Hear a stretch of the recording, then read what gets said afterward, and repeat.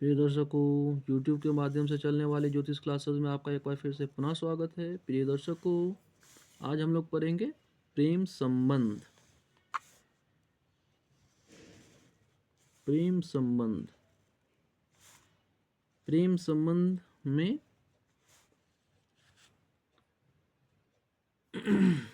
अत्यंत जरूरी है, अर्थात जो नीति शास्त्र कहता है, हमारा प्रेम संबंध में धन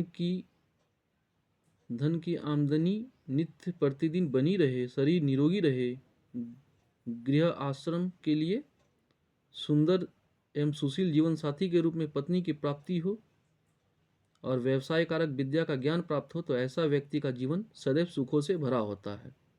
विवाह संस्कार को नीति शास्त्र में गृहस्थ जीवन की एक ऐसी आधारशिला बताया गया है जिस पर आनंदपूर्ण दाम्पत्य जीवन का भवन निर्माण होता है। ज्योतिषीय दृष्टि से भी विवाह संस्कार को पर्याप्त प्रमुखता प्रदान की गई है। इसलिए विवाह पूर्व दोनों के जन्मांग का मिलान होना,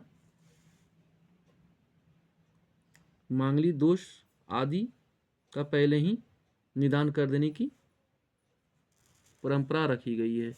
प्रिय दर्शकों, आज मैं पुनः आपके समक्ष उपस्थित हुआ हूँ ज्योतिष शास्त्र में परंपरागत विवाह, जीवन साथी और दाम्पत्य सुख के विषय के जानने के लिए सप्तम भाव, ये हुआ सप्तम भाव। सप्तम भाव, इसे सप्तम भाव कहते हैं। सप्तम भाव एवं सप्तमेश का अध्ययन किए जाने का विधान है।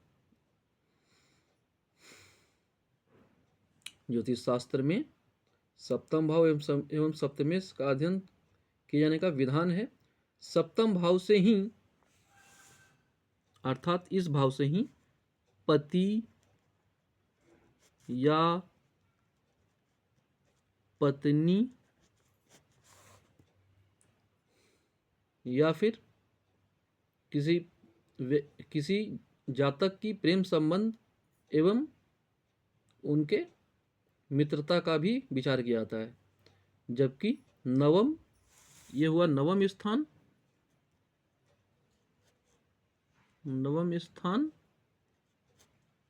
एवं द्वादश स्थान, ये हुआ द्वादश स्थान। अर्थात इस स्थान और इस स्थान से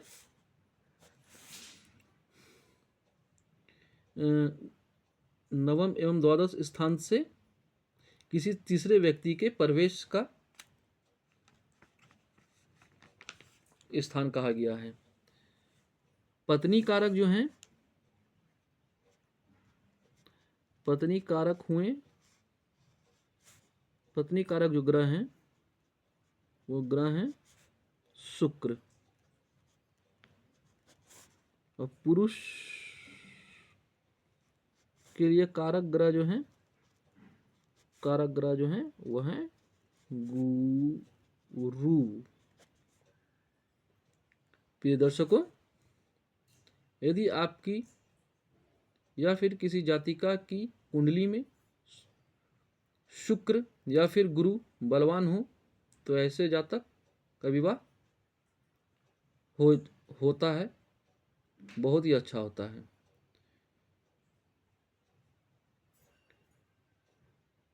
प्रिय दर्शकों, शुक्र और गुरु से परस्पर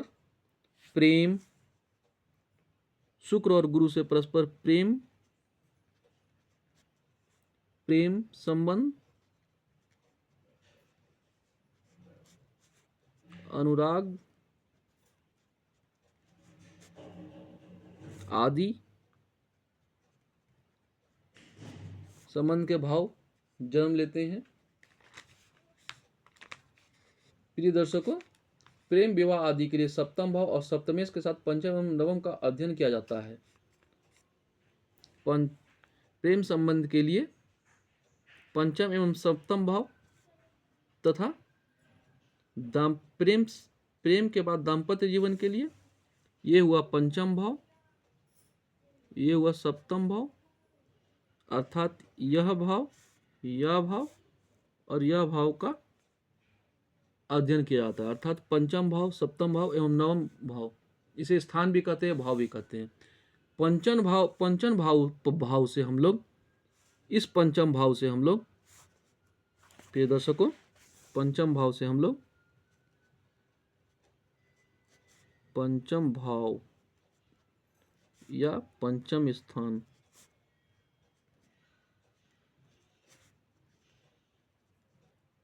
पंचम स्थान से व्यक्ति की भावना,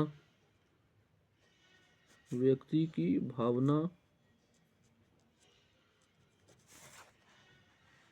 व्यक्ति की भावना, मैत्री स्वभाव, मैत्री स्वभाव, इच्छाओं,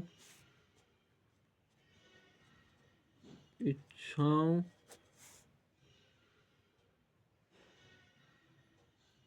का पता चलता है। जबकि नवम भाव, नवम भाव जिसे भाग्य भाव भी कहते हैं, उससे उससे नैतिक वैवाहिक योजनाओं का ज्ञान होता है। वैवाहिक योजना का ज्ञान होता है। विवाह अपनी ही जाति बिरादरी का होगा या फिर किसी अन्य जाति से होगा। माता पिता एवं समाज के द्वारा प्रेम विवाह को शीघ्र स्वीकृति मिल जाएगी अथवा उनके द्वारा विरोध का सामना करना पड़ेगा। इन सभी बातों का पता हमें नवम भाव के साथ साथ एकादश और द्वितीय भाव के अध्ययन से भी पता चलता है। एकादश भाव इसे कहते हैं, एकादश भाव,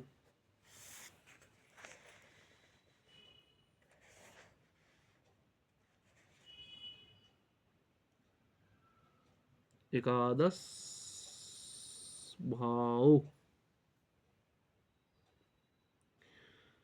ये हुआ दूसरा भाव।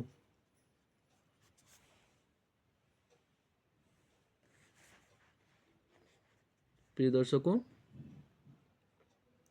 नवम भाव से हम लोग वैवाहिक योजना, रीति, संस्कार,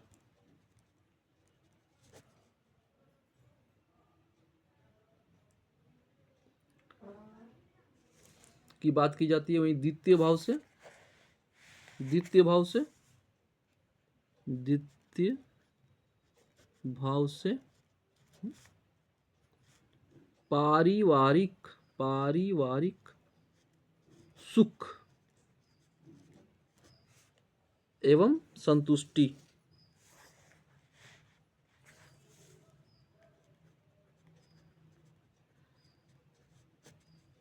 का पता चलता है। एकादश भाव से इच्छा पूर्ति, इसमें एकादश भाव से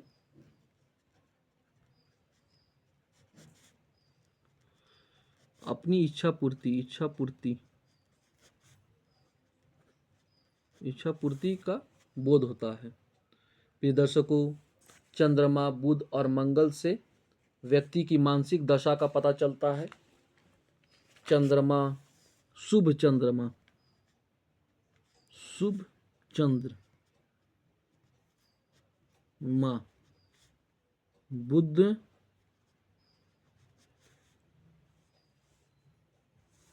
और मंगल,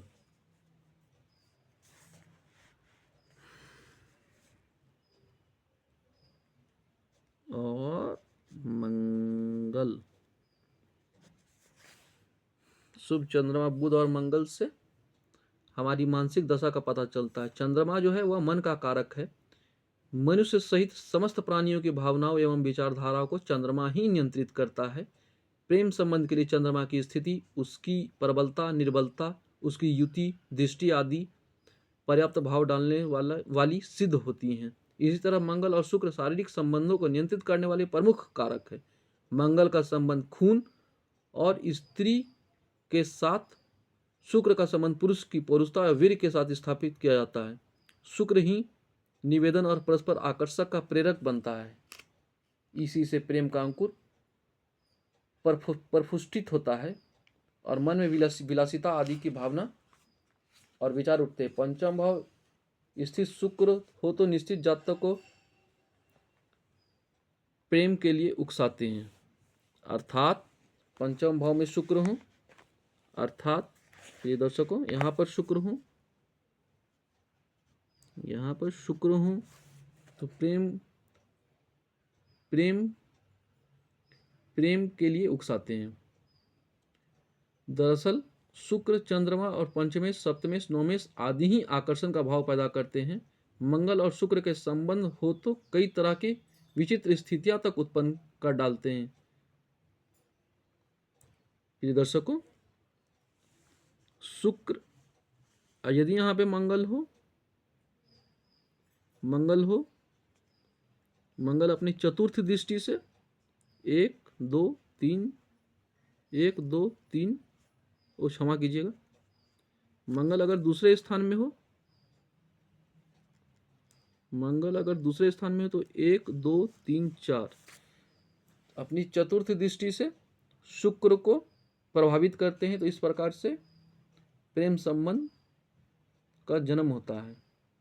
मंगल या फिर मंगल शुक्र के साथ हो, यहाँ पर मंगल को शुक्र के साथ कर दिया गया तो भी प्रेम संबंध उत्पन्न होता है। या फिर मंगल यहाँ पर बैठा हो तो अपनी सातवीं दृष्टि से मंगल प्रेम संबंध शुक्र पर सीधे सीधे सातवीं दृष्टि से मंगल प्रभाव डालते हैं और प्रेम संबंध खड़ा करते हैं। मंगल अगर यहाँ पर भी स्थित हो तो अपने आठवीं दृष्टि से शुक्र पर प्रभाव डालते हैं। तो इस प्रकार से हमारा प्रेम संबंध जन्म लेता है।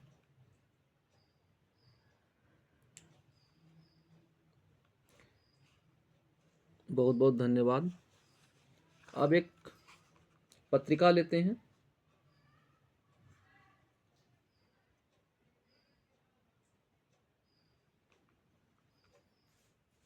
प्रिय दर्शकों, एक पत्रिका लेते हैं।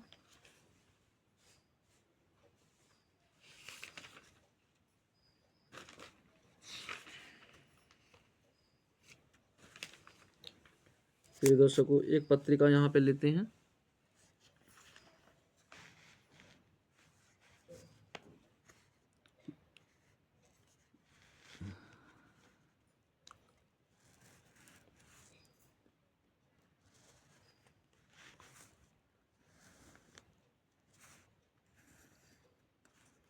प्रिय दर्शकों,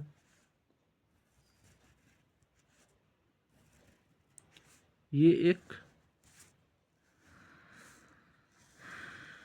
कन्या लगन की पत्रिका है। 6 7 8 9 10 11 12 1 2 3 4 5।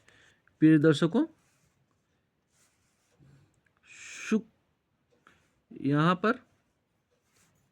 यहाँ पर मंगल है, यहाँ पे शुक्र है,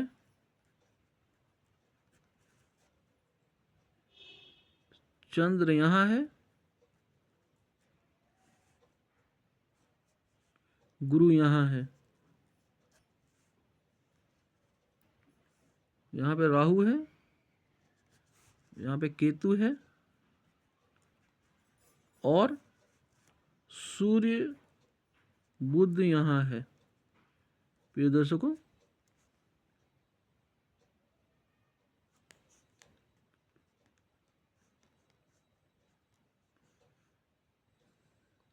प्रिय दर्शकों,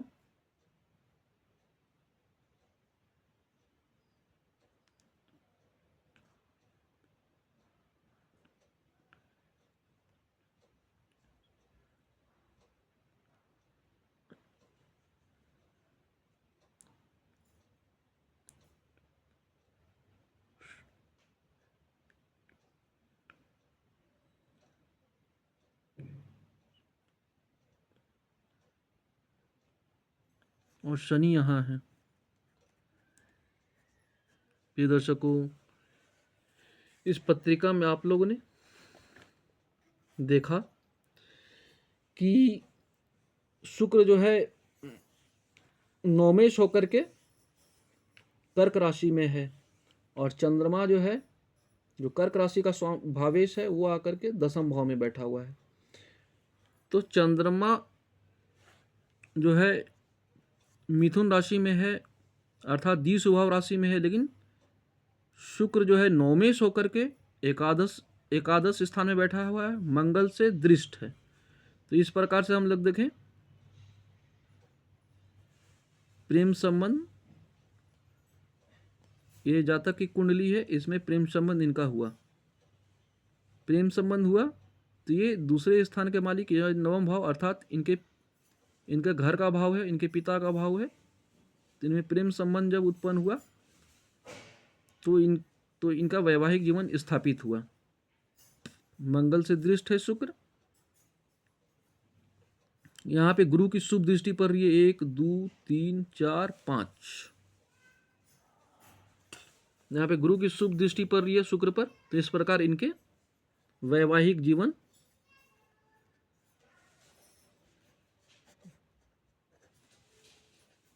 स्थापित हुए। बहुत बहुत धन्यवाद। आप में से यदि कोई अपना पत्रिका का एनालिसिस कराना चाहते हैं तो कृपया कर कमेंट बॉक्स में कहें। आज के लिए इतना ही।